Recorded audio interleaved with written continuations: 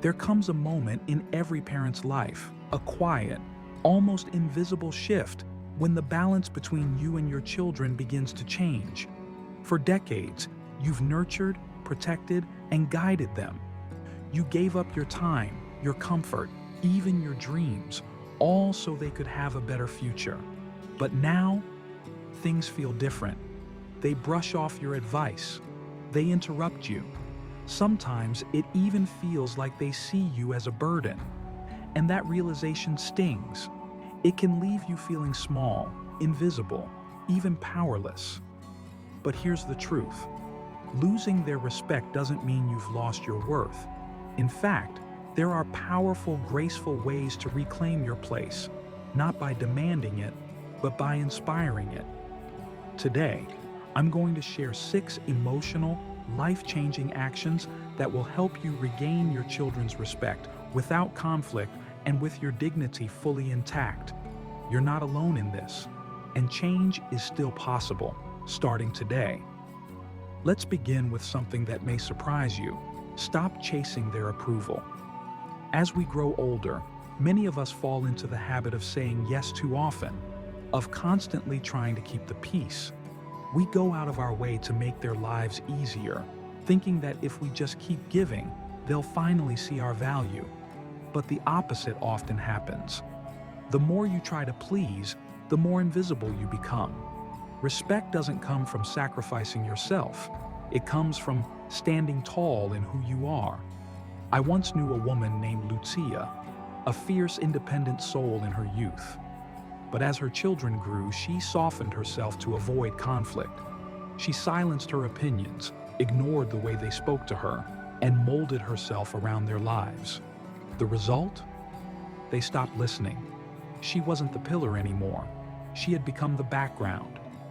The day she started setting boundaries, speaking up, and choosing her own needs was the day her children started seeing her again, not just as a parent, but as a person worthy of admiration.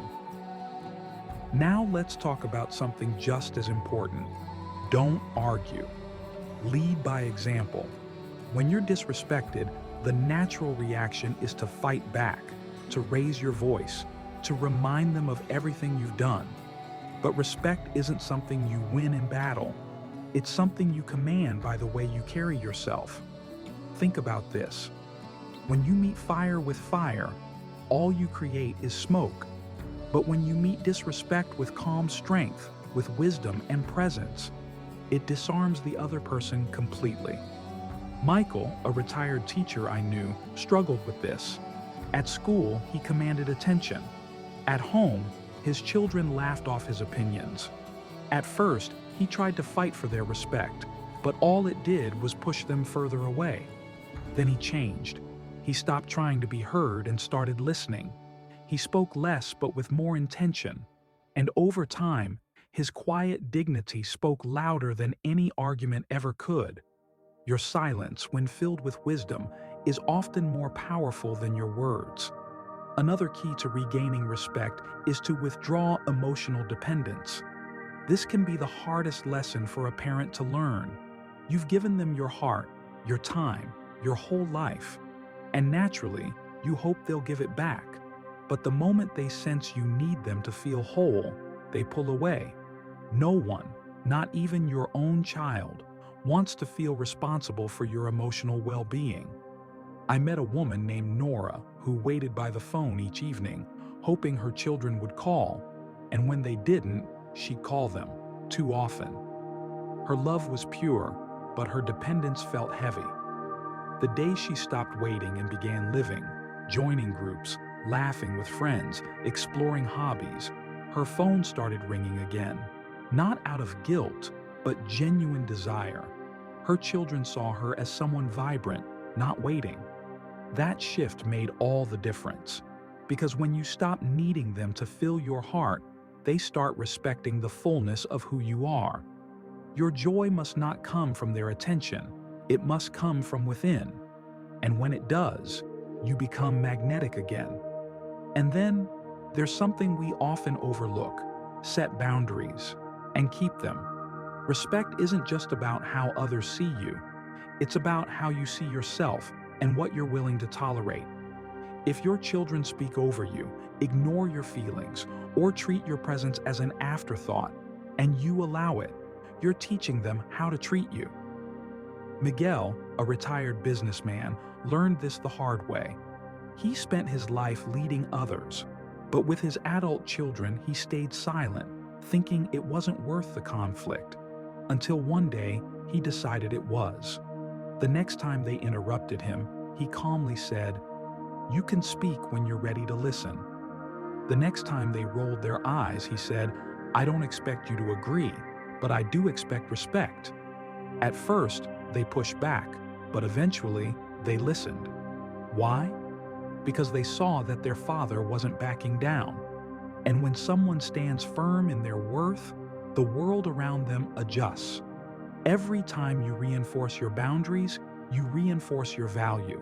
Let's move to something that may seem small but has a huge impact. Stop giving without appreciation. As parents, we give endlessly: time, money, attention. But when that generosity goes unacknowledged, it slowly erodes our value. William, a father of 3, gave everything he could: financial help, rides, support. And what did he get in return? Complaints, entitlement. Not even a simple thank you. The day he stopped overgiving was the day his children started noticing. He said no when needed. He stopped offering help before it was even requested. At first, they were shocked, but soon they began appreciating the moments he did choose to give. Because when generosity isn't guaranteed, it becomes a gift again, not an expectation.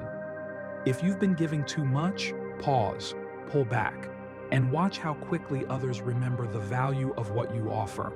The truth is, overgiving without boundaries teaches others to expect more and appreciate less.